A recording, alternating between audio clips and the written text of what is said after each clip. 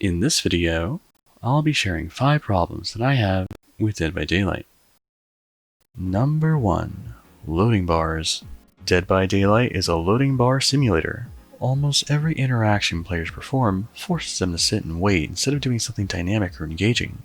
Rather than just kicking over a totem to destroy it, for example, survivors have to play a minigame of Counter-Strike and spend 14 seconds carefully arming an explosive. Bomb has been planted. Healing other survivors takes even longer, clocking in at 16 seconds, or more if you count both survivors' time. But at least you can watch and be amazed as your character channels Reiki energy to mend your allies' gaping chainsaw wounds. After having witnessed this miracle enough times, I've actually started to become a believer in the practice. And the main objective of the game, repairing generators, takes a whopping 80 seconds, or 400 seconds if you count all 5. That does not include regression perks like Hex Ruin slowing the game down either. Let's imagine you're trying to convince a friend to play Dead by Daylight, and you're telling them about all the killers and survivors and perks, and they're like, oh, that sounds cool. So how do you win as a survivor?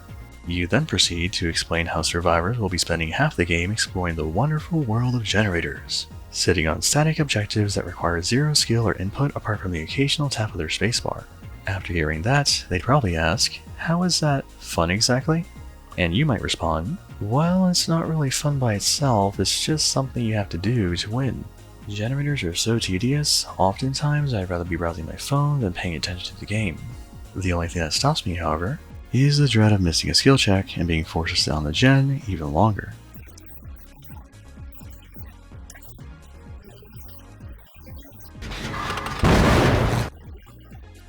Number 2. Bad perks. Dead by Daylight is littered with perks that the developers haven't touched in months or years. Even some of the game's newer perks are lackluster when compared to the older ones. Additionally, certain perk mechanics like Obsession and Hex-based ones are heavily reliant on luck, which makes it hard to tell if the outcome of a match was a result of a player's skill or a random number generation. I could go into more detail about what's wrong with many of these perks, but I already reviewed them in my perk tier list video a while back. Number 3. Moris.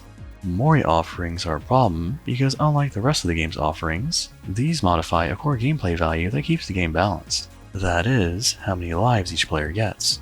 Moris also encourage bad behavior like camping and tunneling, as the offering allows killers to ignore Decisive Strike. Imagine if survivors had an offering that instantly completed 25% of a generator for each one burnt. Sounds overpowered, right? Well, that's basically what a Mori is, an offering that lets the killer reduce the amount of time needed to complete their objective.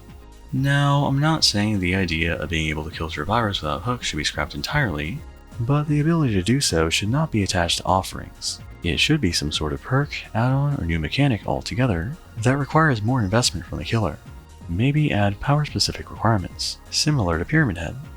Number 4. Rehashed killer powers. Now let me first give behavior some credit. About half the killers in the game have pretty distinct powers, and don't feel like they overlap with any others. The first 7 killers they release all felt pretty unique in terms of powers, with Hag being the first to encroach on another killer's niche. After that though, the creativity took a nosedive. Leatherface got released and was basically Hillbilly, just a little different. Freddy came out, and while his initial power was unique, they reworked it and made it into another trap-based power. Then Clown waddled out, and while his power wasn't entirely like Huntress's power, he was still throwing stuff at survivors just like her. Then Ghostface came out, and was literally just Myers with a gimmick. Then the Oni was born, who turned out to be the love child of Hillbilly and Myers. Then Deathslinger came out shooting, but his power was basically just Legion and Huntress put together. And the most recent killer, the Blight, is essentially what Hillbilly would be like if he were turned into a pinball. I guess the point I'm trying to make is that while there are 21 killers in the game right now, about half of them feel like they ripped their power off older killers.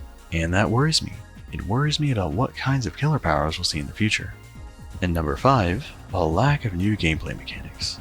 As Dead by Daylight has evolved, only a couple new objects and interactions have been added that impact the core gameplay loop. Hex totems were added years ago, the endgame collapse was added last year, and the most recent addition, Breakable Walls, is a killer-only interaction.